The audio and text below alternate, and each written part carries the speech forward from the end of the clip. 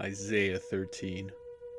Isaiah son of Amos received this message concerning the destruction of Babylon. Raise a signal flag on a bare hilltop. Call up an army against Babylon. Wave your hand to encourage them as they march into the palaces of the high and mighty. I, the Lord, have dedicated these soldiers for this task. Yes, I have called mighty warriors to express my anger, and they will rejoice when I am exalted. Hear the noise on the mountains. Listen as the vast armies march. It is the noise and shouting of many nations. The Lord of Heaven's armies has called this army together. They come from distant countries, from beyond the farthest horizons. They are the Lord's weapons to carry out his anger. With them he will destroy the whole land. Scream in terror, for the day of the Lord has arrived, the time for the Almighty to destroy. Every arm is paralyzed with fear, every heart melts, and people are terrified. Pangs of anguish grip them, like those of a woman in labor. They look helplessly at one another, their faces aflame with fear. For see, the day of the Lord is coming, the terrible day of his fury and fierce anger. The land will be made desolate, and all the sinners destroyed with it. The heavens will be black above them, the stars will give no light. The sun will be dark when it rises, and the moon will provide no light. I, the Lord, will punish the world for its evil, and the wicked for their sin. I will crush the arrogance of the proud, and humble the pride of the mighty. I will make people scarcer than gold, more rare than the fine gold of Ophir, for I will shake the heavens. The earth will move from its place, when the Lord of Heaven's armies displays his wrath, in the day of his fierce anger. Everyone in Babylon will run about like a hunted gazelle, like sheep without a shepherd. They will try to find their own people and flee to their own land. Anyone who is captured will be cut down, run through with a sword. Their little children will be dashed to death before their eyes. Their homes will be sacked, and their wives will be raped. Look, I will stir up the Medes against Babylon. They cannot be tempted by silver or bribed with gold. The attacking armies will shoot down the young men with arrows. They will have no mercy on helpless babies. They will show no compassion for children. Babylon, the most glorious of kingdoms, the flower of Chaldean pride, will be devastated like Sodom and Gomorrah when God destroyed them. Babylon will never be inhabited again. It will remain empty for generation after generation.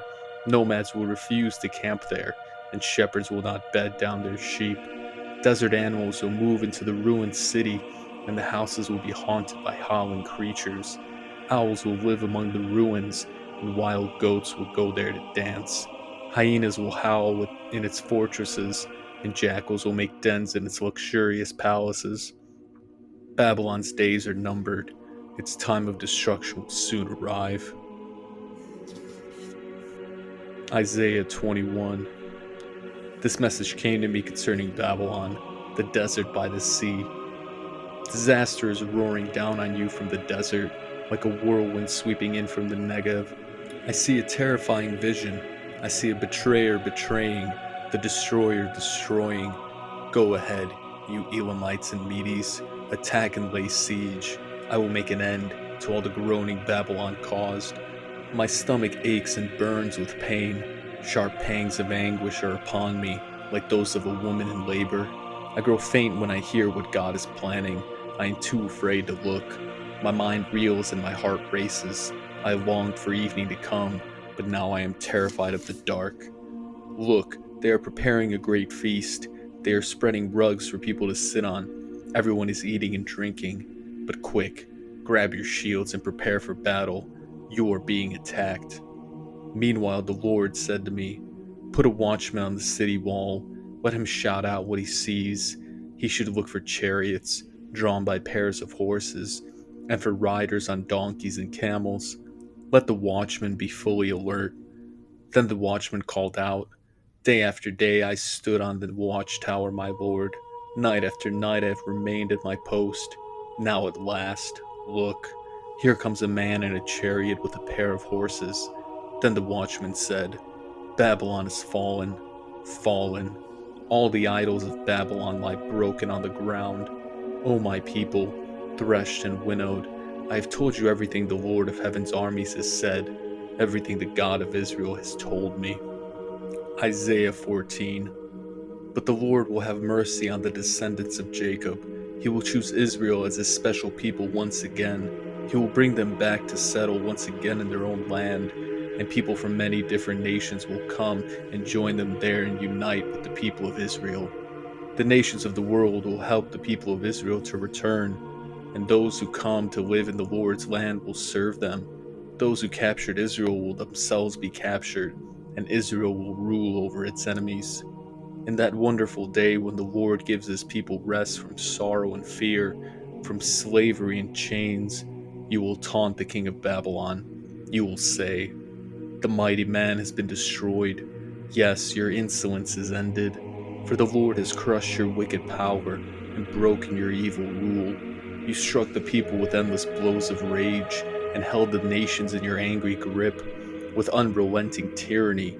But finally, the earth is at rest and quiet. Now it can sing again.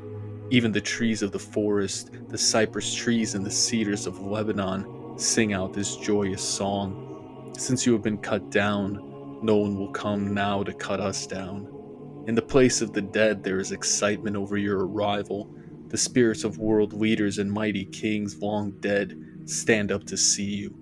With one voice, they all cry out, now you are as weak as we are. Your might and power were buried with you.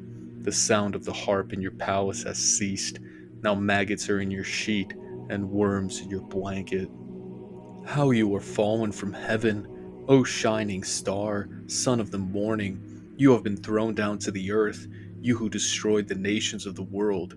For you said to yourself, I will ascend to heaven and set my throne above God's stars. I will preside on the mountain of the gods far away in the north.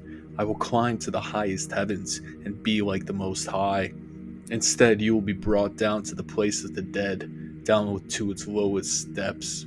Everyone there will stare at you and ask, can this be the one who shook the earth and made the kingdoms of the world tremble? Is this the one who destroyed the world and made it into a wasteland? Is this the king who demolished the world's greatest cities and had no mercy on his prisoners? The kings of the nations lie in stately glory, each in his own tomb, but you will be thrown out of your grave like a worthless branch, like a corpse trampled underfoot. You will be dumped into a mass grave with those killed in battle. You will descend to the pit. You will not be given a proper burial, for you have destroyed your nation and slaughtered your people. The descendants of such an evil person will never again receive honor.